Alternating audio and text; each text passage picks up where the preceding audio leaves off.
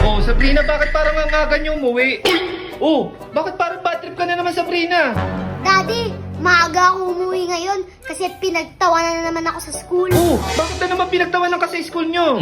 Daddy, tinatanong nila sa akin kung uma-extra daw ako ng trabaho pag gagaling ko sa school. Oh, anong trabaho naman nung ina-extrahan mo?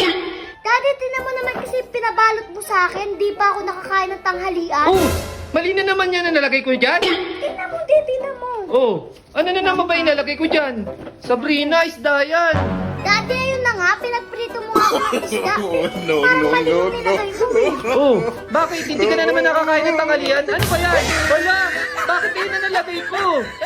Sabi nila kung may extra daw ako ng manicure. Aba, Sabrina, sa mami mo yan eh. Naku, mami mo yung naglagay niya siguro. Baka nagkapalit ka naman. Naku, ito yata yung ulam mo. Naku, ito yata yung baon mo. Naku, ito nga yung baon mo, Sabrina. Nagkapalit na naman. Baka mami mo naglagay niyan. Sa mami mo yan eh. Bakit yan na naman kasi nilagay? Sa baunan mo. Yan tuloy. Oh, ano sabi ng mga klase mo? Bakit pinagtawanan ka?